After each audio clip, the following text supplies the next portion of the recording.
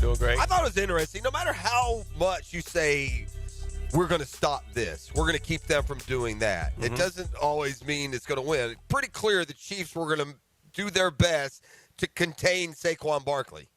Right? What do you have, 50-something yards? I mean, and they did for the most part, although it didn't matter a bit. So, Fred, I'm wondering, as I ask you, is it that commitment to Saquon Barkley, does that help open up these other things that we were able to see Philly do last night? I mean, they got some guys open, including a kind of a bourgeois offensive pass interference call, I thought, early in that game. You know, I think obviously Saquon does bring a lot of frustration and sleepless nights to most defensive coordinators. And you know, in the matchup last night, you know, Philly is just that strong. Yes, you want to stop Saquon first and foremost. I thought they did an amazing job of that. But you also have a mobile quarterback you have to deal with. Marcus Stroud, we talked yesterday during the Verizon watch party that was held at Daly's place, and he said, man, watch Jalen Hurts have the game of his career tonight, I'm sorry. And that's exactly what happened, along with that defensive front, which I thought was going to also be the X factor and getting after Patrick Mahomes without having to blitz or the overextended man coverage. Those guys came to play, and usually that's the formula. You run the ball well, and you get after the quarterback with too high safety, 4-down linemen. And it's really hard to lose a game if you're, you know, playing in that capacity. What do you say about Jalen Hurts' performance and what, you know, just watching this guy go through what he's gone through? And, I mean, again, he's NFL quarterback, but he was drafted after, you know, Joe Burrow and Tua and Herbert and Love. And, you know, he's a Super Bowl MVP this morning. So, and he's always one of those guys because, I don't know what it is about Jalen Hurts, but if we were talking about him on Friday and we were saying, you know, if he ever loses 4 or 5 in a row, they're ready to run him off. And that would be a big mistake. The kid's a winner. He wins everywhere he's gone. He's handled things with class. He's the kind of guy you want leading your football team, if you ask me. But what do you think about that, Fred? You know, he's everything you just mentioned. You know, he's never too high, never too low. Yeah. In a loss, he shows faith. In a win, it's the same faith. He's steady. He's confident. He's always poised. You know, you don't hear anything negative about him.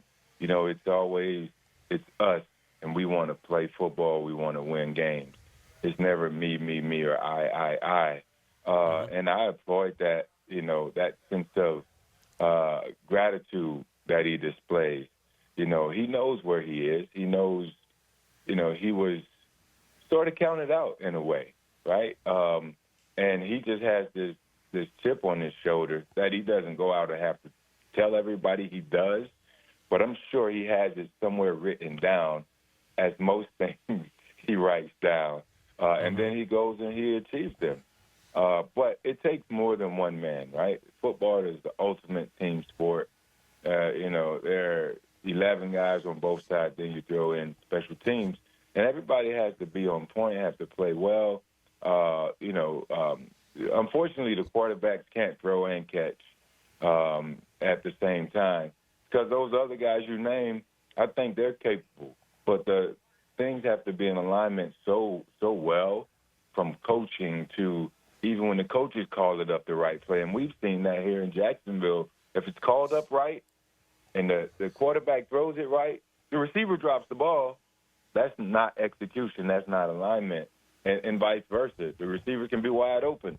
We've seen it where the quarterback throws it in the dirt, and the coach probably dialed up a perfect play versus coverage. We've seen it where the coach don't always get it right, and the players are ready to play. So it has to be in sync and perfect alignment for those championships to, you know, to be made as such.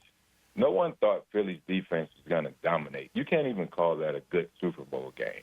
It was a total terrible domination. Yeah, a terrible game. One of the worst ever. It was, it was NIL, a team full of $5 million NIL guys versus a D3 program.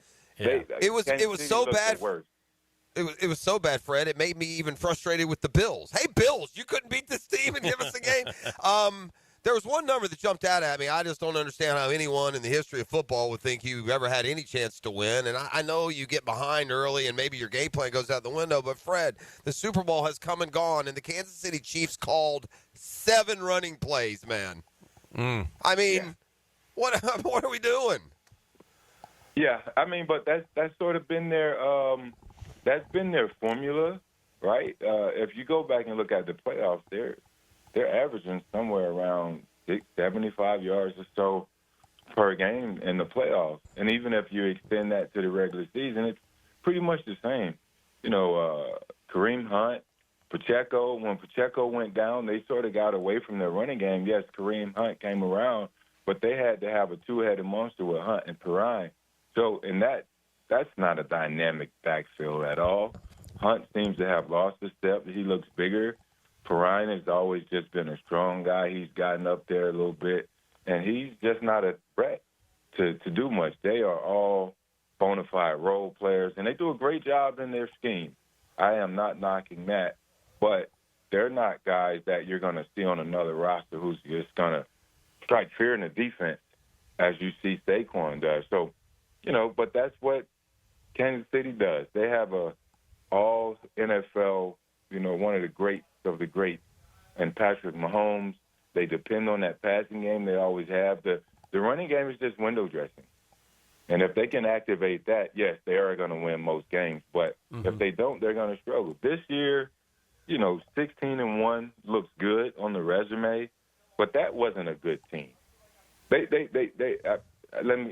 rephrase that. They're good enough to make it to the Super Bowl. They weren't a great team. They weren't a great Kansas City teams that we're used to seeing. Right. They won a lot of close games. You have to be able to do that in the NFL in order to make it to the playoffs. But once you get in the playoffs, yes, you will have that confidence knowing you can win the close ones, but eventually you're going to get exposed. And last night, that's exactly what happened. Fred, I think we'd be remiss if we didn't ask you about the Hall, and you've handled it, you know, beautifully. You've mentioned many times it's God's timing, and but I will say this, and I think you knew. Obviously, you find out earlier than we do about you know, Canton and such. Yeah. So at least you're not sitting in a room waiting, you know, which is probably a little bit torture.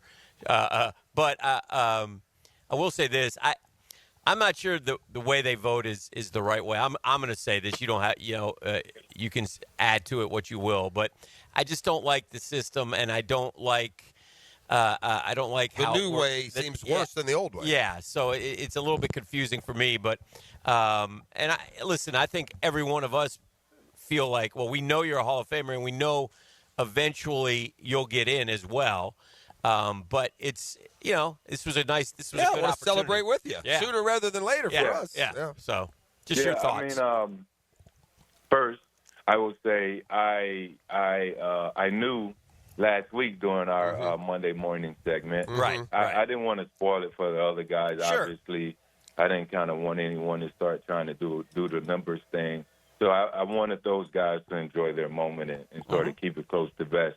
So I didn't mention anything. And it was hard, you know, because you guys are like, hey man, we're rooting for you, much like everyone else throughout. I'm like, I could spill the beans, but you know, I wanted to make sure I kept it close and be fair with the other guys who might have gotten, you know, an opportunity to hear our broadcast. So, and the other thing is this: if I can get a penny for every time someone says you're a Hall of Famer in my book, I appreciate the sentiment. But it's like, okay, here we go again and again and again. And I'm grateful for that, right? To have been able to bring some sort of, you know, enjoyment, you know, with my play on the field into a lot of people's lives. The old way voting, the new, I don't know the difference. Like, I don't know what the system is. I've always said I don't know what the criterias are. I don't know anything really, right? So again, to avoid frustration or feelings of depression or sadness by the lack of, I don't know. Like Sterling Sharp is a good friend of mine. You know, having talked to Sterling some time ago, not just this year, but a while ago. I spoke with Leroy Butler in New Orleans as well. You know, they all feel that I'm a Hall of Famer equally as they were. They all had to do the weight game. But they said, look, no matter when you get in, it's going to feel just as good as, you know, these moments you felt that you should have been in possibly. And that's fine to hear. So I just kind of fall back, I'll let it sort itself out.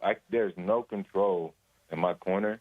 I can only control how I wake up and, you know, go about my day. I can't worry about what someone else thinks of me in terms of being voted in the Hall of Fame. It's tough. When you get those 15 guys in the room, it's tough. I think all those guys are deserving when they're finalists, and they might eventually make it at some point in time. But I thought this year the confusing thing, if any, was the selection of 4 guys. Right. When you have an opportunity to send 5 with the backlog of guys that's been out there over the years, and to only say, okay, we're going to send 4. If anything was confusing, it was that. All right, That's fair. We said the same thing. Well, Freddie, we appreciate you. We look forward to talking to you next week. And just so you know, you'll always be a Hall of Famer to us. And that's another $1. Yeah. Well, it's a penny. Because if it's $1, Penny. I'm going to be filthy rich. Yeah. But I'll do a penny Stay instead. humble. All right, my man. Have Thanks, a great Fred. week. All right, guys.